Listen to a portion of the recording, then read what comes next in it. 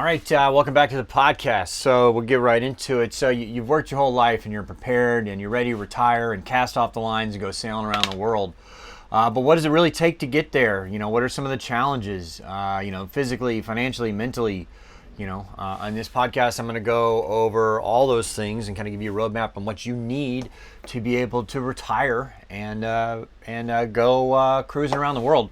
Before I get into a lot of stuff, I had always planned on. I read books. How I first got interested in sailing and cruising is I read books about. I wish I could remember the book, but I was in high school when I read a book about a guy who wrote his memoirs about sailing around the world, and he did it over something like 7 years. And this was in the 90s, right? So I think he did his, circumnavigation in the late 70s, early 80s, and then he wrote a book about it. So it's a completely different world now. Then you're much more on your own then.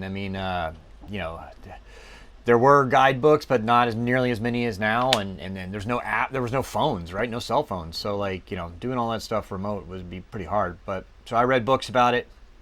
I always dreamed of sailing, cruising around the world. I actually graduated in college. I was actually finished with college fall semester of 2001, but I didn't actually graduate just because, I had to get credit for work as a class. And so I graduated technically spring of 2002 from college, although I was finished. Actually, by the summer of 2001, I was finished. So the fall semester, I wasn't in school, but I was working. And so then, flying, flight instructing and stuff.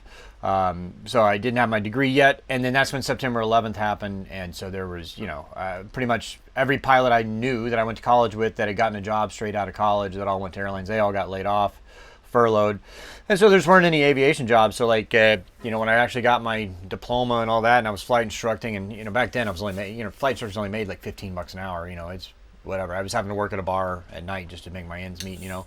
And so I decided at that point I was just going to sell everything I own and then, wait a couple years and come back to aviation. And I was actually in the process of selling everything. I'd sold most of my possessions, really. And I was trying to sell my car.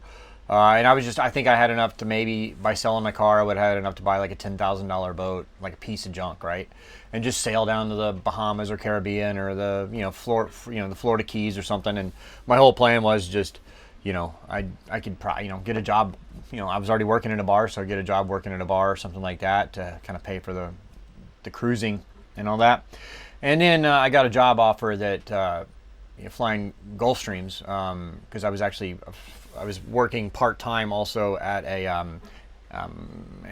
it's if you're in the aviation industry, it's like CAE semi-flight or they have flight safety. It's where they teach corporate pilots how to fly specific airplanes. So to fly a specific airplane, you need what's called a type rating. And it's generally a 2 or 3 week, sometimes a month-long class where you go to school on that specific airplane. So I had a part-time job there. It was an internship. I wasn't paid. But I got a lot of good experience, and then I ended up getting a job from it. So if you came in as these airplanes require 2 pilots. So if you were coming in as a single client, I would be your professional co-pilot while you're in training. And so I had 500 hours of simulator time or maybe more in Gulfstreams and whatever. So I was pretty proficient. And you're running emergency procedures. That's all you do, right, in the training. So I was really proficient at that. And then a single client came through that worked for a charter company out of California, and he was like, "Hey, do you need a job?" And I was like, "Yeah." And so I think this was like 2002 or 3. I made, which was good back then for a first officer. I made $50,000 a year flying a Gulfstream 2 and 3. It's the same type rating.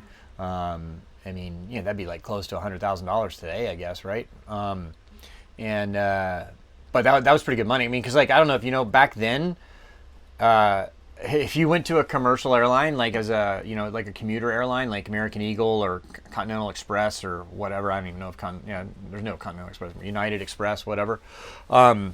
You were only making like $18,000 or $19,000 a year as a first officer for your first year. So it was that's I don't even know if that's minimum wage, right?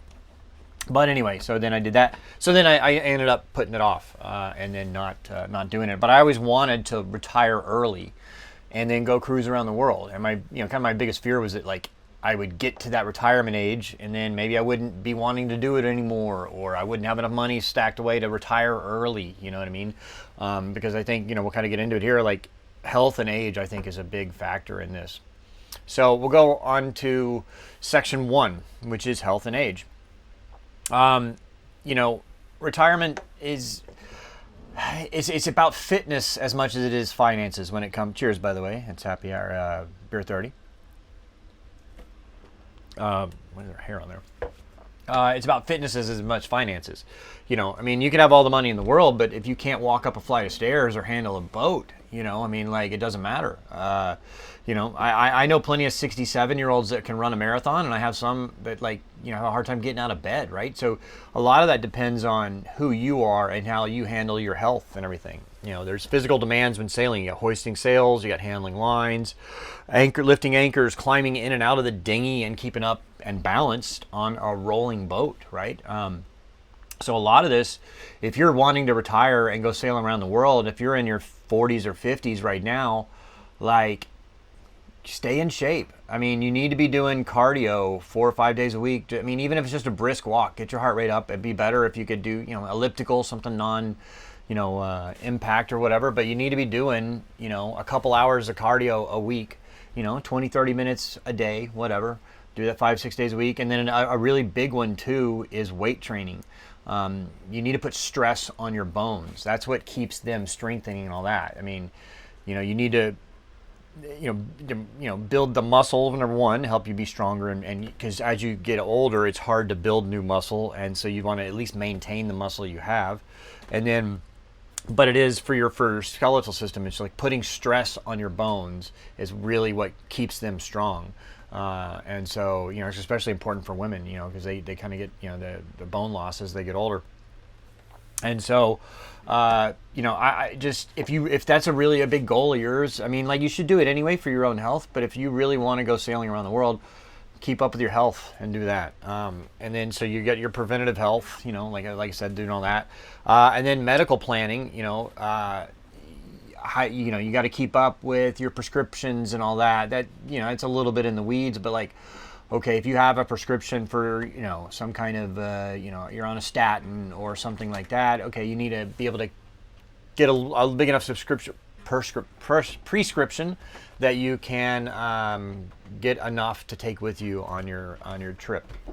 So, and then, nowadays there's a lot of cool stuff they didn't have back in the day, like telemedicine and stuff like that. So I would recommend, just kind of in the realm of health, is getting some kind of international evacuation insurance, like Dan, the Divers something network. You can get insurance that will, if you're having a medical issue, it'll get you to the nearest hospital and stabilize you, and then pay for you to get back to seek proper medical treatment. So something like that. It's not very expensive a year, but it's a good thing to have. And then there's telemedicine stuff now. You can get a subscription to that where, if you're out in the middle of the ocean, now you have Starlink and all that, you can still do a FaceTime with a doctor, and that's included in your plan. So okay, somebody did break an arm or have a deep laceration or something like that when you're out sailing, they can talk you through the proper sequence to take care of that. So health, I think and for me, that's the most important thing. You can make anything else work, hopefully. So, but most people think about when they're retiring is the money question. So that's on to the section number 2. How much money do you need?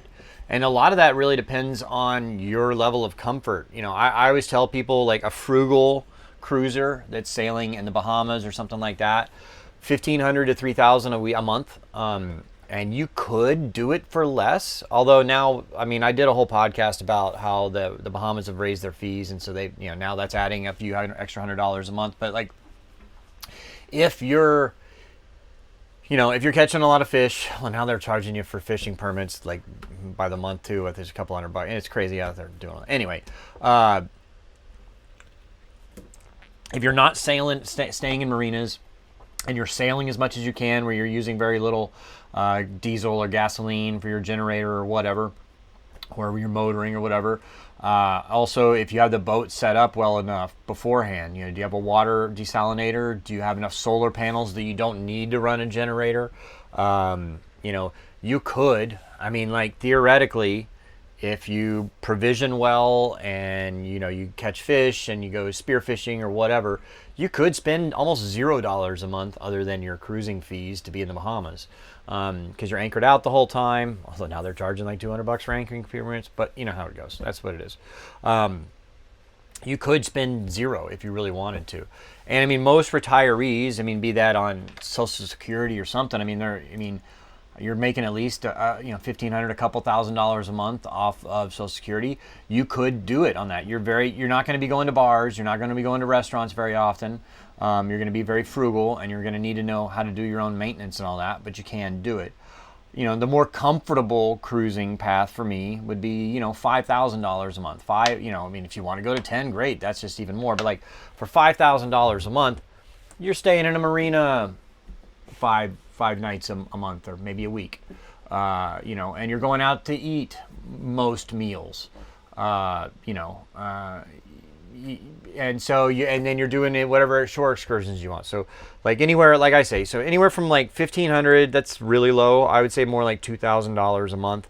So $2,000 to $5,000 a month. I mean, the sky's the limit, right? I mean, like if you want to spend 20 grand a month, great, go for it, whatever. But like, and so like, I just keep saying the Bahamas because that's generally they're the first people, especially in America. Most of my viewers are American. That's the first place they sail because it's right there. And it's cheap-ish. Like, I mean, you can anchor out and do all those things and you never have to spend money. But like if you buy food there at the grocery stores, it's way more expensive than it is in the U.S. And certainly if you're going out for meals, it's more expensive than it would be in the U.S. And the quality is not even close, right, to what you would get. Like, you might spend $25 for a burger and fries and a beer in the Bahamas, and it's just a frozen crappy patty. It's not very good, right? Whereas if you spend $25 on a meal in the States, it's probably a pretty, even on the low end, you're spending $18 at Chili's, right? And that's a decent burger, right? You're not going to get that same level of quality even like a Chili's in most places in the Bahamas. But like if you go to the Mediterranean, like Greece, for example, Greece is extremely cheap. The food and drink is really cheap. Entertainment is really cheap. The marinas are really cheap. You can spend, like if you you go to the town docks and all that, it's like $10 a night, 10 euros a night to be on the town wall there. And if you want electricity, it's another 10 a night. So you're $20 a night to be at a marina in Greece. The Med, other places are not as cheap, right? Like Croatia used to be cheap, now it's very expensive. I hear that Turkey used to be cheap, now it's very expensive. Italy, I mean, I just put out a video of that the other day, recapping our Italy trip. That was all very expensive. The food and drink wasn't too bad, but like the marinas and all that. Plus, but we were in a very touristy area. We chartered a boat out of the Bay of Naples and did, Ischia and Capri and Sorrento and Procida and Amalfi and all that. So that was all the most expensive places in Italy, and so that was a lot more expensive. But you get in across the South Pacific, it depends on what you're doing, right? Food can be very cheap, but like, drink is not. It's very expensive. And then if you need more things, you got to get them. It's harder to get things there. So it really depends on how you want it. You can do it. You can do anywhere for $2,000 a month. That's just going to limit how much you get to spend on, fun things to do. So how do you get there? Like, hang on, and then don't forget the hidden costs of like repairs, visas, haul outs, customs. You want to go flights home, stuff like that. So a lot of this stuff is predicated on you knowing how to work on your boat. So if you are not good at working on your boat or don't really know all the systems, I would recommend, before you are just on passive income only, they have boating courses. Like Island Spirit has like a 30 or 60 day course. It's in Thailand. And I don't think it's that expensive even, where they'll teach you how to like maintain your boat and do all those things. So you need to be able to work on your own boat, so you're not paying somebody else for that. And then have all your spares like already set up, so you don't have to like figure out how to, like, you need impellers for your generator and your motor. That's like, the raw water pump. You need filters for oil and water filters and all these other. You need an extra 1 or 2 water pumps, for your freshwater system, because those go out a lot. Things like that, so you don't have to buy them when you're on the road. So, and then that way you're more ready to go, and you're not having to use your passive income to pay for those things. So then when we talk about income sources, you have your passive income, which would be like pensions, investments, real estate rentals, dividends, whatever, right? So that's, you're not actually doing a job.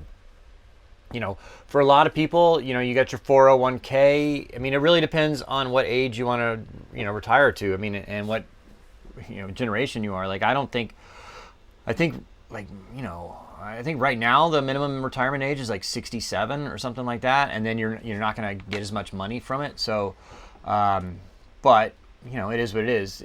But if you can figure out a way to make a couple $1,000s a month off of that, I mean, that's probably, if you do it right, especially if you're probably gonna spend less money cruising on a boat than you would if you lived in a major city somewhere, right?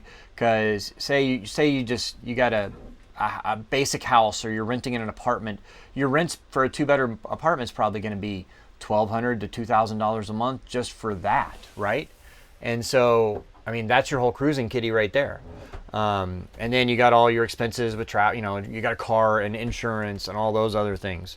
So, and that is kind of going back to that. When I say you need a $1,500 to $2,000 a month, that's your actual travel expenses on the boat. Now, you will have to, insurance on the boat, or you don't, right? I mean, like if it's only a $30,000 boat, like on my first boat was a $25,000, I paid $25,000. It wasn't even worth me getting insurance on it. So it really depends that. And then, but you do need health insurance, but are you getting it through Medicare, Medicaid, or whatever? But oftentimes health insurance outside the US is a lot less expensive. So my insurance, it only covers me for like 90 days in the US, but it covers me worldwide. And I'm only paying like $500, $600 a quarter, right? So it's a couple $100s a month for my insurance for that, which, if you're out cruising and all that, you're American, you probably should do something like that, switch, especially if you're going to be outside the U.S. for a significant portion of the year. I would just get a foreign insurance only, and it's a lot less expensive.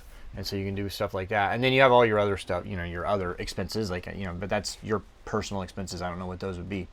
And then you have your non-passive incomes, So what I've seen a lot of people do to make ends meet, and they retired early doing this, like there's, if you want to check them out, they're Sail Luna I just ran into them again the other day, Luna. I think it's like sailluna.com even, or on Instagram or something. So they are a French couple that I met in the USVI during COVID, and they have a lagoon, I don't know, it's 45 catamarans, something like that, and they run crude charters on it. I was talking to them the other day. They came over to our boat for drinks, and I think they say they're running like 20, 25 charters a year. And we do the math on that. Like a crude charter on a relatively newer catamaran like that, it's probably going to be $15,000 to $20,000 a week, right? Depending on how many cabins you have available. So if you have a 4-cabin boat, you're going to do 3 cabins for the charter guests, and you could easily get $15,000 a week doing that.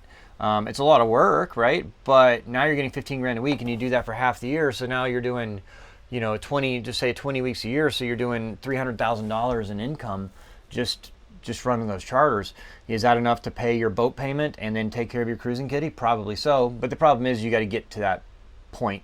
Like originally, so when I was talking to them, they originally did go on a lot of charter brokerage sites. So they would register with these charter brokerages and, give their options of what they can do. And then of course the charter companies, the brokerage is going to take 15 or 20%, but that's how you get the clients. Now they've been doing it so long, they have all repeat clients, or very, very, almost mostly repeat clients. So they don't have to go through charter brokers anymore. And so they're getting to keep a higher portion of their income from doing that.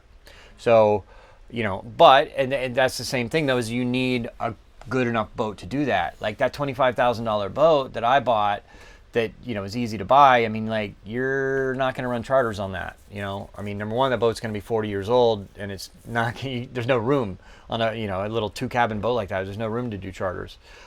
So, what kind of boat are you on? So you have to take that into consideration. And then there's seasonal work. I know plenty of people that I've met along the way that would go cruise in the Bahamas for 6 months, and then they go back to the U.S. for 6 months and work, right? Depending on what kind of, they would take their boat to the Florida Keys or something, and then they live on their boat while they're bartending or doing whatever. So, and then they save up for that 6 months, and then they go back and sail again, and they just keep repeat doing that. Or you can do deliveries and stuff like that. You need yacht deliveries occasionally. You can find a network of that. I mean, you would need to get your like Coast Guard license for that kind of thing. And then if there's stuff remote work you can do, I do YouTube, right? But there's plenty of people.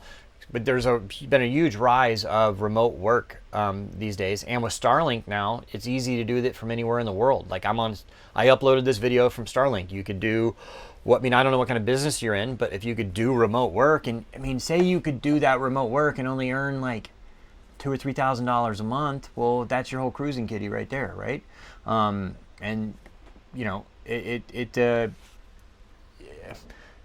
There's all kinds of ways that you can keep earning income while you're out there sailing. All right, so we talked a little bit about the boat there. Now we're going to talk about section 3 is like the boat factor. So, for instance, when I bought that $25,000 boat, I was 38 years old, and I was okay with that because I was young and whatever. I just wanted to get out there and do it. All right, if I'm 68 years old, do I still want to live on that same 37-foot, 40-year-old boat? Probably not, right? So, you're willing to be a little more Spartan when you're younger and just to get out and do it. Do you want, a monohull or a catamaran? How much safety equipment do you want on board? The layouts for going up and down, right? Because some monohull, sometimes it's pretty steep stairs going down into the cabins, and then it's just harder to get around on the deck, to get around all these things. I kind of think I do prefer a catamaran at this point. I've always gone back and forth, and there was even a time when I think I preferred monohulls, but I prefer cats now. They're more stable, spacious, but they are more expensive to buy, and your marina fees are going to be a lot more too, because depending on where you go, like a lot of marinas in the U.S. charge you 1.5. So like if the rate is $2 a foot for a 40-foot boat, so it's $80 a night to keep your 40-foot monohull in Marina X. If you're on a 40-foot catamaran, a lot of the times they charge you 1.5. So now it's going to be $120 instead of $80. If you're in Europe or Asia and you're doing that, they just charge you double because of the way their docks are set up, and because you end up taking 2 slips anyway. So like, that $80 for the monohull becomes $160 or $120 for a cat. And so cats are more expense, right? Because you're going to have double the number of motors. You have a lot more equipment that you got to keep up. And, because like generally you're going to have 2 water pumps, one for each side of the boat, and all these other things you're going to have extra parts for. And so cats are more expensive. So it's just, whatever fits your budget and your planned lifestyle. All right. So planning ahead on the boat. Are you going to have the boat paid off by the time you go sailing and cruising, right? So, say you want to buy the boat 5 years before you go, and, but that's the thing is like you could buy like, for instance, like I bought that 37-foot Jeanneau in Greece. I paid $65,000 for it. And so if I did that 5 years before I was ready to go cruising and I got a 5-year note on it, it's basically the same price as a car, right? So then in 5 years I get that paid off and it's free and clear, right? So I don't know what the payment on I'd probably be $700 or $800 a month. I don't even know, but you got to be able to afford that too. But like, are you going to have the boat paid off before you go cruising? And if not, how are you going to make those payments? Is your passive income or your active income going to be enough to do that? Or like I said earlier, buy it and do a note on it so that when you're about ready to retire, it's paid off, while you're so you can pay it off while you're still earning incomes. And then we talked about earlier, the ongoing costs. You're going to have some maintenance and insurance and stuff like that. And that's why I also would like to buy the boat a few years before you're ready to go, because you'll know the boat by then. You'll know all the idiosyncrasies of it. You'll know how to work on it. You'll know how to do all that kind of stuff, and you'll be a little more prepared. So special considerations for solo sailors. How is the boat set up for solo sailing? We'll kind of get into just the lifestyle part in a minute, but like, do you have 2 autopilots? Like, What if you have an autopilot? If you're out, if you have like a week-long sail and you're halfway through and your autopilot goes down, man, you're in trouble if you only got you on the boat, because you're going to be exhausted. So if you have a standby 2 autopilots installed, like a lot of people I know that have crossed oceans and stuff like that. My boat only had, when I crossed the Pacific, only had 1 autopilot, but I know several people that had 2 autopilots installed in their boat just in case, right? And if one of them went down. So, for docking and stuff, are you going to have bow and stern thrusters? You're going to have remote for your windlass. So like that Jeanneau I had in Greece had a remote for the windlass so that I could med more on my own. So I could be at the helm, hit the down button on the anchor windlass. My anchor would go out as I'm backing up to med more. And so if I didn't have that, I wouldn't be able to med more very easily, right? And then man overboard systems, you're going to have, wear your life jacket with the AIS on there or whatever, and the EPIRB, so that if you do fall overboard, you can be rescued. And then, the right gear can make the one sailor feel like 3, but it's a lot more expensive to do that. So that's your boat considerations. All right, so section 4 is lifestyle and mental readiness. All right, so you're downsizing, right? If you're going to go out and cruise for a while, either you're going to put everything in your house in storage, or better yet, just sell it all. I mean, like, really, are you going to keep that couch for 4 years in storage, or 5 years while you're out cruising, and you're going to pay $300 a month for your insurance, for your storage? So you're going to pay $3,600 a year. So over 4 years, you're paying, $15,000 basically, to store all that stuff, or let it go, sell it in a garage sale or whatever, and then buy new stuff when you get back, and with all that extra money, right? So you sold everything in your house, all the furniture, for $5,000, $10,000, and then so you've got that $10,000 to add to your kitty, and you're not paying $300 a month. So when you come, you have all that stuff when you come back. Obviously, you want to keep some keepstakes and stuff like that. Like I do have a small storage unit in Dallas, but it's mostly just for kind of irreplaceable things, right? I don't have any furniture or anything like that. It's just a small, 5 foot by 5 foot storage unit, right? And it's like $100 a month, which it's still $1,200 a year that could be going to the sailing kitty, but it's just stuff I want to keep. And then because you're not going to be able to take all that stuff with you on the boat, because it is close quarters. So it's another lifestyle thing, is that like you're going to live 24/7 with your partner. And so when you were living in the big house, you had a 2,500 square foot house, a 3-bedroom, 4-bedroom house. You could eat, you had your own living room probably, so we could go watch the TV over here. No, if you're watching TV here, that other person's watching TV with you, unless they're down in their cabin, right? And then you have a lot less, you were going to work 10 hours a day, 8 hours plus commute, or they were doing stuff, or you had, some meetings, or you had softball you went to while your partner went and did something else. I mean, like, you're going to spend 24/7 with each other. So like, are you capable of doing that with your partner? It can be tough. And there is a learning curve to being able to handle being with, like, I was not good at it at first. I'm sure I still have my issues, right? But like, I definitely am better at it now than I was in the beginning. I 100% guarantee that. So the downsizing, close quarters. Okay. And so, but if you're on your own, so we talked about, earlier, like, is the boat going to be set up for you to sail by yourself? You're going to have electric winches. You're going to have all that stuff. The remote for the windlass. If you're sailing on your own, mentally, are you going to be able to handle it? Like, I did a whole another podcast. If you want to look for it there, I'll probably try to put a link on it. Link popping up that, dating as a solo sailor is hard. If you're a solo woman sailor, you're probably going to be okay. There is. But solo men sailors, like they think that, they're going to get on a boat and sail down to the Caribbean and pick up some island girl and, they live happily ever after. It's not how it works. I mean, you might be able to do that in some places, but definitely not in the Bahamas and definitely not in the Caribbean. You want to go to Asia or something like that, it's probably doable, but not, there's very few single sailors, and then, it's just, there's very few single travelers down there in the Caribbean, especially, it's weird. Like, whenever you see a solo traveler on land, like in an RV or a van or like camper van or something, it's almost always a woman. Whenever you say a solo sailor on a boat, it's almost always a man. There are exceptions. I know Lauren Landers, right, and stuff like that, but it's just a general thing there. So, and then if you are alone, emergencies are harder to deal with. If something's going wrong, you don't have a second hand to help you with. So make sure your boat's fully set up for that.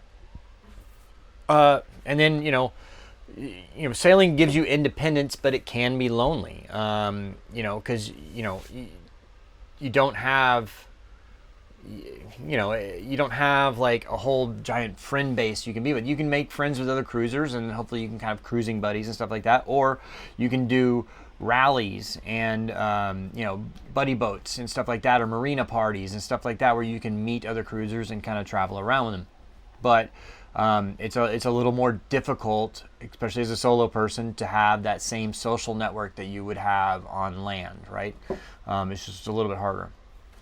And then you have your family, right? Are they going to come visit you, and do you have room for them on the boat, or are you going to park your boat and go visit your family? I mean, like, how are you going to work that out?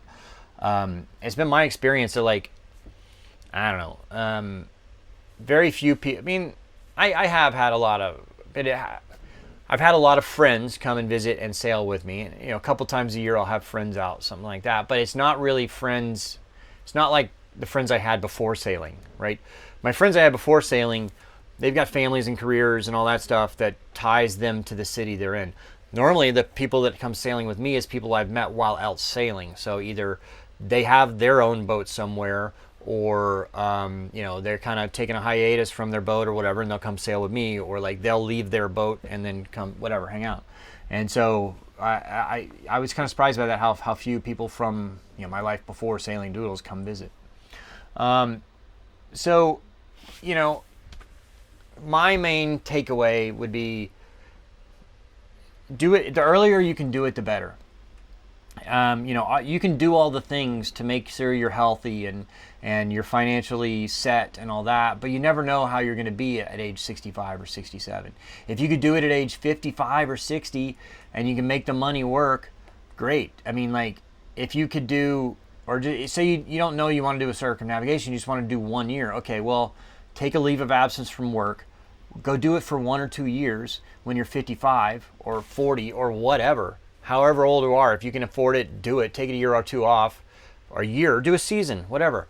Buy a $25,000, when you're 40 years old, buy a $25,000 boat. Go sail the Bahamas for 4 months.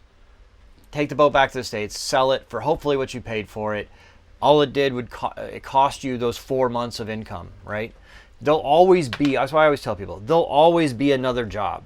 All a job is someone else, a rich person's tool to get you to earn them money. Because, like, say if they're paying you $10 an hour, that means they're making $20 an hour, right? There's always going to be somebody to pay you to earn them money. That's what a job is. And so, like, there'll always be another job.